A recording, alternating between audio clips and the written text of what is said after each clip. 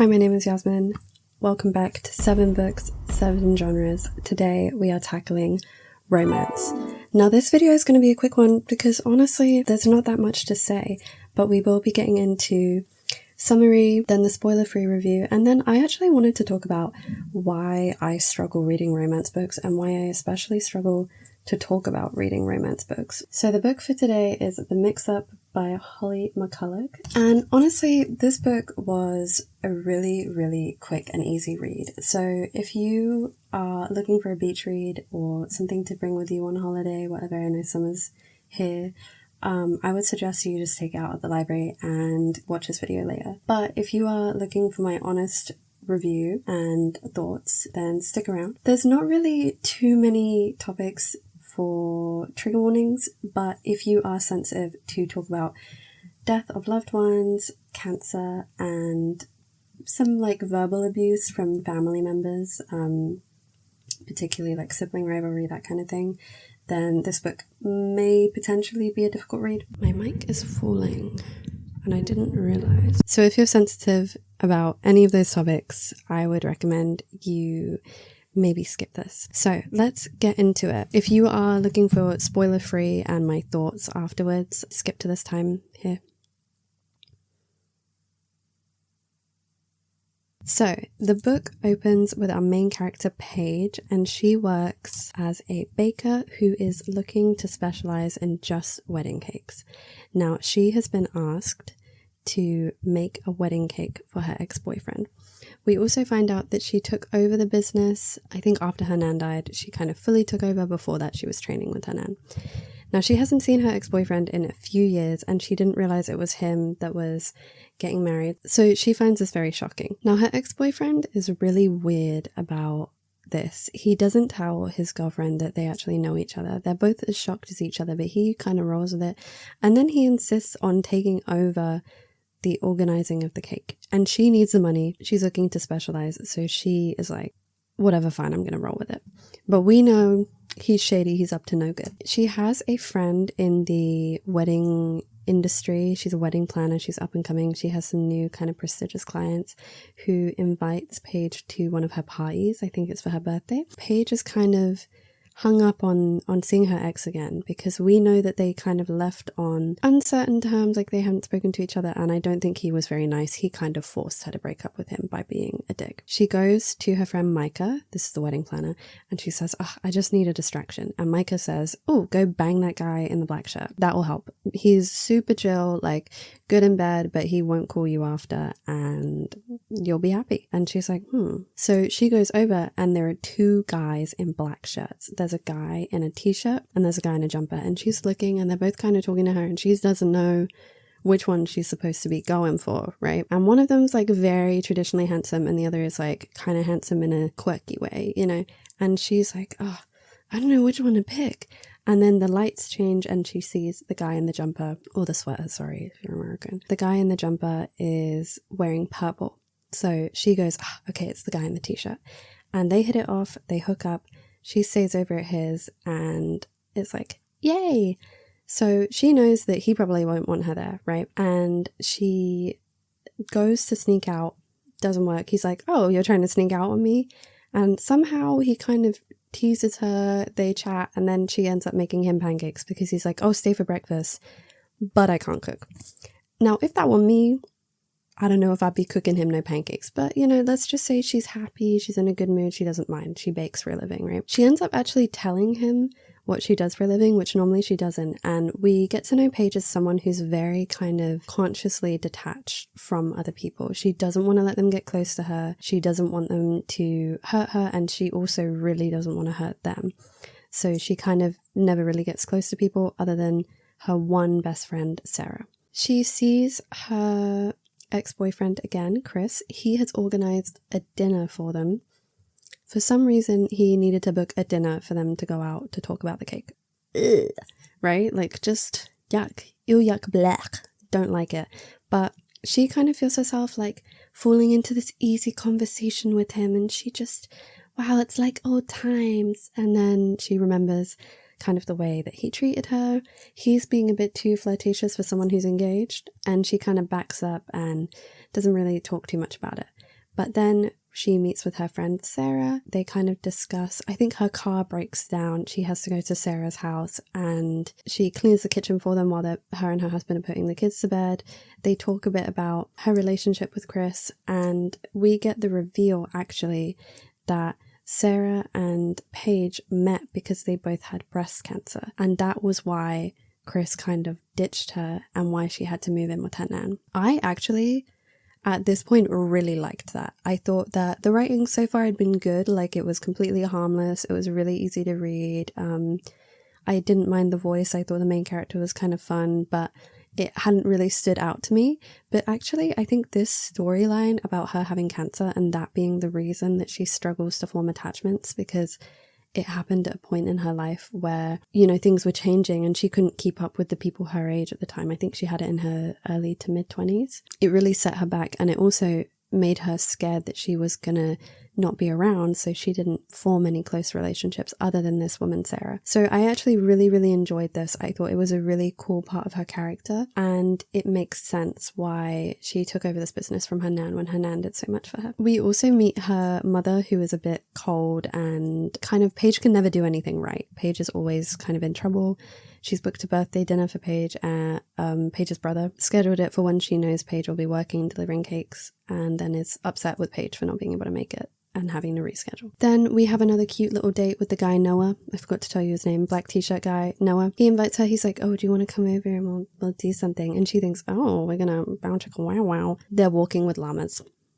And he was like, yeah, I just already had it booked. I just didn't know who I was going to take. We also find out here that he is an ENT, so ear, nose, throat doctor.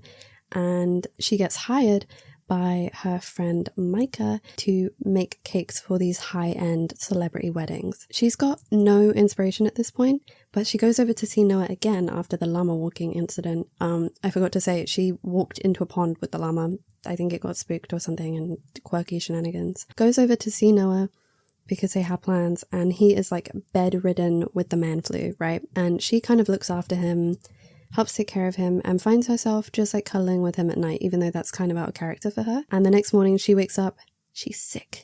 She's very ill. She's not well. And Noah tries to take care of her, but his chicken soup is horrendous. He put like 2 tablespoons of salt in there, and he's kind of useless even though he's a doctor, which, yeah, I find that kind of funny, kind of realistic. And I liked that these characters weren't like these completely perfect, dreamy, like, don't worry, my princess, I'll heal you, you know, like these kind of really typical romance protagonists. Because personally, I'm not a romantic person, so when it is too perfect and sappy, I'm kind of like, okay, yeah, like it doesn't do anything for me. During this time where they're both kind of bedridden, she actually has inspiration finally for her cake designs, sets to drawing. In my notes here, I just put Chris is still a bum. Oh, so Chris has invited her again to see the venue that the cake will be at and to discuss finalizing kind of the details of it. It's another really bad excuse on his part. I don't know why she falls for it, but again, I think she's still kind of seeing what's there. He lets the wedding planner lady, the one showing him the venue, he lets her talk to Paige like Paige is his fiance and not his actual fiance, who for some reason isn't there looking at this venue. I don't know what's going on. He then basically just comes out with it and says to Paige like, you know, I've been thinking about us, and sometimes I wonder if we could have made it work and what would have happened. It always felt like it should be me and you. And she kind of backs up and she's like, yeah, I get that, but you're getting married. And he's like, yeah, but I could not be. And she's like, ah! Sorry if that was sad. And she's like, ah! And just books it, gets out of there. So she still doesn't have a working car and she needs to deliver this wedding cake for a client. Now, this is one of Micah's clients, but it's not like a really big prestigious client. And Noah says he will drive her. He's offered to, says he has a big boot. And she's kind of scared the bejesus out of him by sending him this big long list of things not to do when driving with a wedding cake, right? He's terrified and he's driving super slow, having like kittens over a pothole. He's not having a good time. They finally get to the venue. They unpack the cake. Micah is like, oh, who's that guy? She pulls Paige aside. She's like, who's that guy you're sleeping with? Paige is like, the guy you told me to sleep with? She's like, I don't know who that is. The guy you were supposed to sleep with is Michael. Now, Michael was wearing a purple sweater that night and she was debating about him, but ended up going with Noah. And Paige is like, what the hell? You told me black top. The other guy was wearing purple. And she went, whoops, we kind of have this realization, oh my god, it's a different guy and he might actually be looking for a relationship. Now this is where we find out that Paige is having a crisis over this, right? She only wanted something casual and Noah is maybe looking for more and she's freaking out. But this was very cliche. It's like the miscommunication thing. She can't tell him. Because now if this were me, I would have said, I'm so sorry. My friend told me that you were not looking for anything serious and I've misinterpreted. But we know Paige cannot do that because she's an idiot, right? She's a fool. She basically pushes Noah away and she's like, I can't do this. I don't want this. I can't do this anymore. And Noah's like, what the fuck? I just delivered a cake for you. And she's like, yeah, but I can't do this. And then like leaves and she's sad because she pushed him away, even though she didn't have to. She literally could have just not done that or just had a conversation with him at the very least, instead of handling it like an infant. It's a romance book. They always have to do something ridiculous. He shows up at her home and is like, what the hell, dude, talk to me. And she's like, okay. And she tells him that she had cancer. So she doesn't normally do this because she doesn't like watching people's face change when they either feel really sorry for her or they're annoyed with her for bringing it up. And I do like that because I think a lot of the time when you're someone who has dealt with a trauma or a health concern or a major shift in your life, it is really, really hard to relate to normal people or to bring it up to partners in a way that it doesn't feel like you're begging. So I really liked this kind of part of Paige's character where she doesn't want to be treated as other, but also she's having this dilemma because this was a huge part of her life for a very long time and it's not something she can just ignore. Now, Noah is a bit like, oh no, I'm so sorry, but he's not ridiculous about it. And they end up spending the night together and it's very sweet. She invites him over, he stays the night, and she never normally does this. So we can tell she's kind of opening up. I'm very happy. I forgot to say, she did sometime around here, I can't remember the order, went to her brother's birthday dinner and her family said, like, her mum basically said, not everything is about you. Like, your cancer put us through so much, even though they didn't even really visit that much. And you need to just stop making everything about you all the time. And all she said was that she would have been happy to bake him a birthday cake if he wanted, because they made a jab about it. So she's already feeling conscious of this cancer impacting the people she cares about. She already feels guilty about it. We get a little time skip. They've been together for a while. They're very happy. They're spending time together. She kind of accidentally says, I love you. And he's like, oh, I'm glad we feel the same. It's very cute, right? So obviously we must now suffer because God forbid I just had like 30 pages of joy, right? At the end? No. So she goes to the gym while she's showering, feels her boobs, she forgot to check them for a few months, and feels a lump.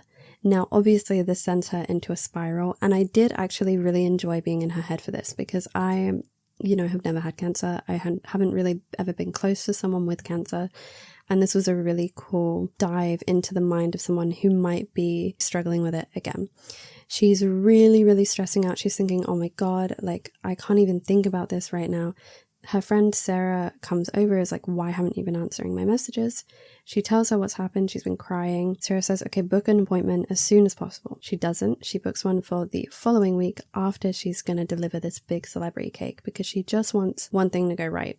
And she can't really even deal with the idea of it yet. We do get some good news. She goes to this wedding with this beautiful 5-tier cake that's like got white ganache and meringue and all of this stuff. It's gorgeous. And I did actually really like the description of this. I would have loved to have had like more detailed description of the cake because McCullough actually does have clear knowledge of kind of cake making, but it doesn't really go too much into detail about the descriptions, and I would have loved to have seen more vivid imagery of these cakes, but I know that's not what the book is about. I just think it would have been cool. Now, a photographer takes pictures of the cake and speaks to Paige, and she's actually like a famous kind of celebrity and says that she wants to interview Paige about why she loves what she does and that kind of thing. I thought that was cool. So Paige has a small win at the very least, but she is preoccupied and stressed about this kind of lump situation. She pushes Noah away again because she cannot face the idea of telling him, of putting him through that, even though she knows that he would be with her through it. She just is convinced that she has cancer again, even though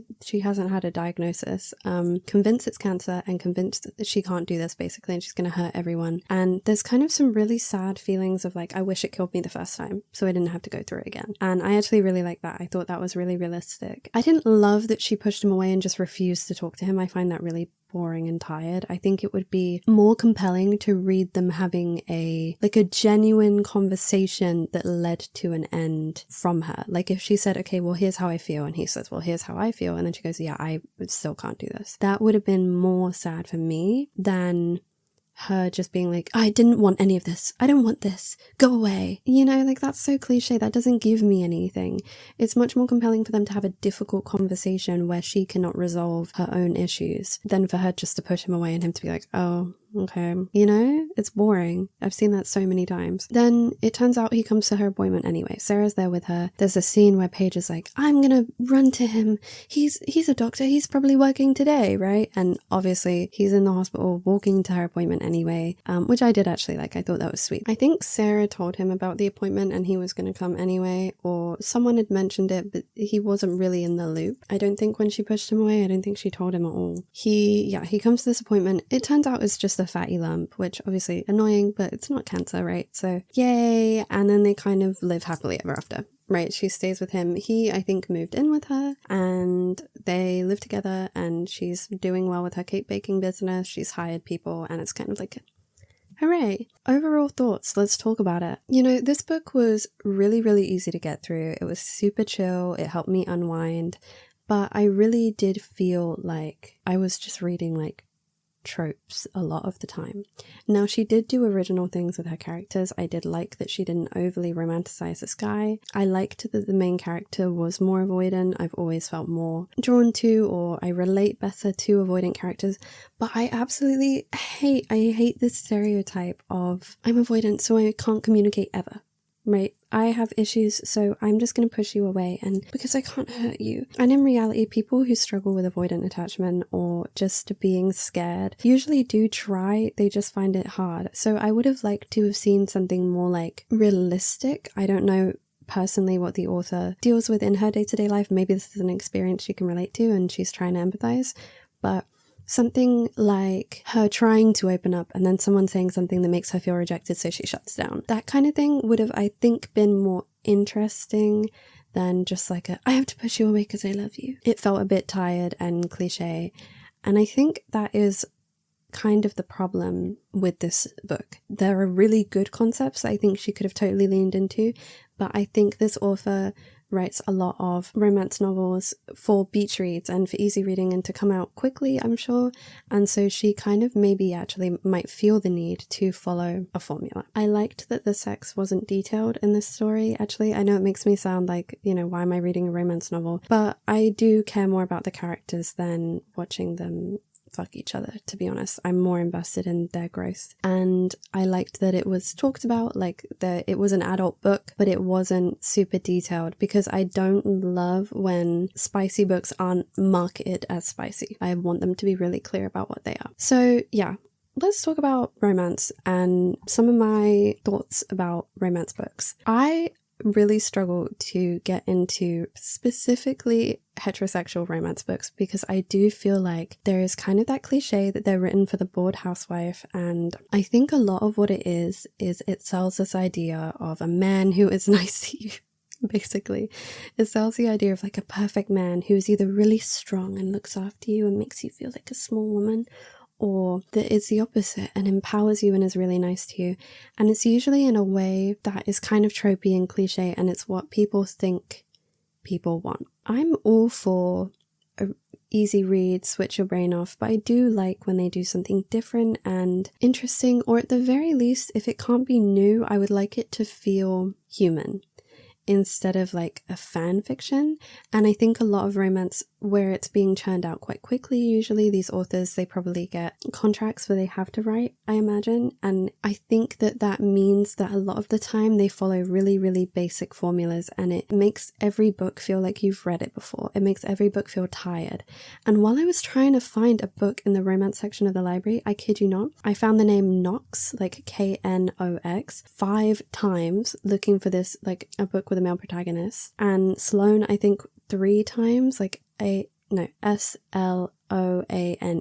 And 2 of those times she was a librarian. And they were different authors that wrote this. So these characters feel really regurgitated, like they're quirky, but not actually. They're quirky in a manufactured way. And I think it would be more interesting to see these characters written in a more unique, more likable way. And I think that you don't see as much of that in queer romance. In queer romance, you see a lot of different or weird people because they're already being different or weird just by being queer a lot of the time. And this is not any shade towards straight romance. You know, I do enjoy it sometimes. I just find they can usually get away with being a lot less original. And I wonder if romance readers really enjoy that, or if they deserve something a bit more interesting, right? Like we can do straight romance in an interesting, unique way without it just feeling boring. I also think I have a lot of aversion to romance myself. I'm not really interested.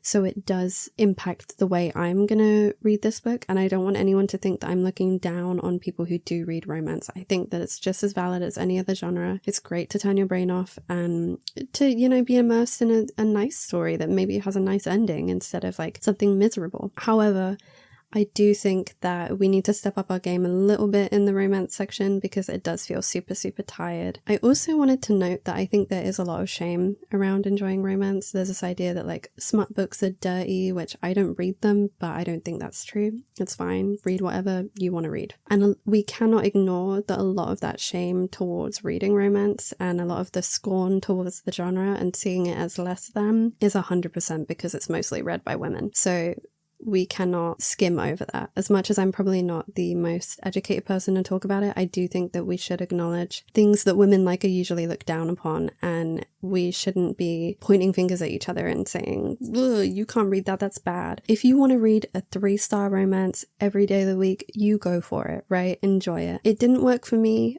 but I wouldn't be against reading another romance book if I found it had a slightly more interesting premise. I thought this one was kind of fun, but the characters didn't really grab me all that much at points. And just PSA to the romance authors, stop with the miscommunication trope. Please, it's really frustrating and boring, and it doesn't do what you think it does. It doesn't create tension. It's just like, ugh, stop it. Rant over though.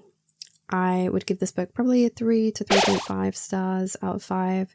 It was decent. I didn't hate it, but there are some improvements to be made, and I think that is also a claim that can be made about the genre widely. Sorry. Yeah, I will see you in the final part of this video. I think next week I'm going to read classics. I'm not sure. I'm going to have to find one that I can get through because I'm not really a classic reader and they take me quite a while. So I'm going to have a little look and we'll see what I have to say about it. But yeah, it's been real, and I'll see you guys in the next video. Bye!